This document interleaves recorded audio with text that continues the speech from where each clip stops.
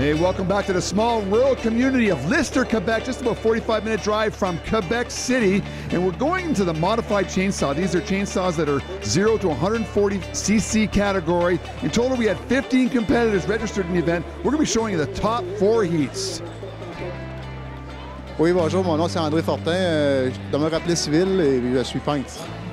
Trevor Moeller, Walden, Vermont, and I'm a lineman for the town of Hardwick.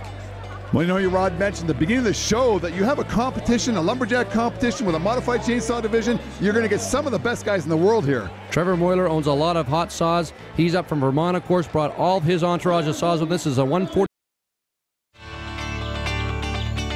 Hey, just outside of Quebec City, the little town of Lyster for a lumberjack competition. And you know, great events like this just don't happen without strong community support from local businesses. Desjardins, one of the major partners of this lumberjack competition, believe that cooperative enterprises build a stronger world.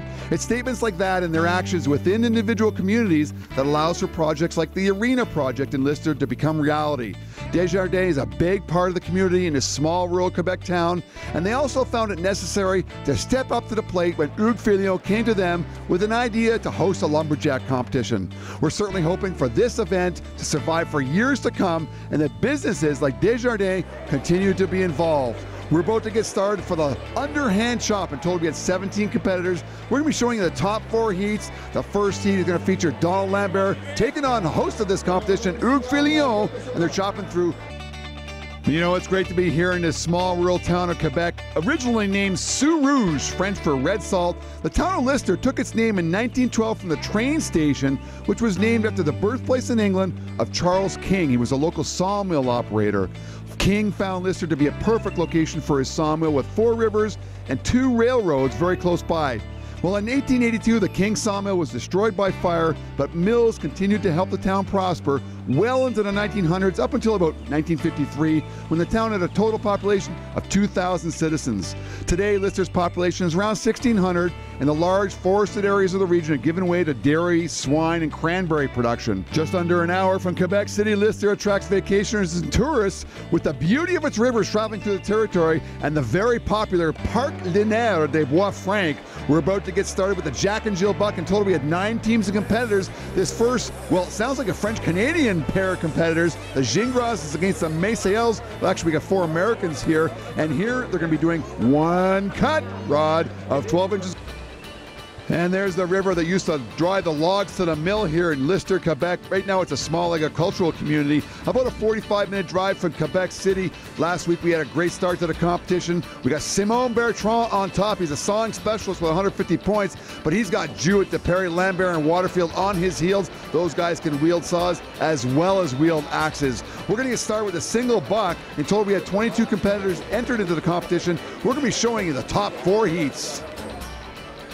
Ilko de Beer, De Steeg, Holland. Hey, agricultural reigns supreme in the sleepy little town of Lyster, Quebec, about 2 hours from Montreal. We're here for a lumberjack competition side of the river. A great location for lumberjack competition. You know, the rain has been coming all day. It's about 5 or 6 degrees Celsius. Tough for the competitors to get loose, but not tough for the people here of Quebec because they come out in all kinds of weather for a lumberjack competition. That's right, fast and furious, just like this waterfall here, actually. Quebec is a great place for a lumberjack competition. It's a large part of their French-Canadian heritage. The bûcherons, as they call it in French, are full of the leaderboard. We got 4 French-Canadians, the bûcherons, chasing Dave Jewett. He's got 450 points, 2/3 of the way through the competition. It's really his show to lose or win at this point. If he doesn't fall flat in his face, he's going to take this thing. We're about to get started with the standing block chop. Hey, you know, for over 50 years, Elfage Boissonade Garage has been serving Lyster and the surrounding community with its dedicated, friendly, and hardworking staff in all aspects of the agricultural machinery business. They sell and support a full range of machinery from seeders to planters and everything in between. Partners Jean-Luc Boissonneau and Frederic Martineau and their staff have a full-service retail outlet along with a maintenance garage to serve their customers. At Elfage Garage, community support is also a part of their daily routine. When asked by Hugues to support the first annual Lumberjack competition here in Lyster, they were very excited to step up in any way they could. Garage Elfage certainly understands what corporate support means to a small rural community. We've been very appreciative of their assistance for this event. And we're heading into the axe store right now, which is kind of like a change of pace from the frantic sawing and chopping that we've been watching at the Lumberjack competition here.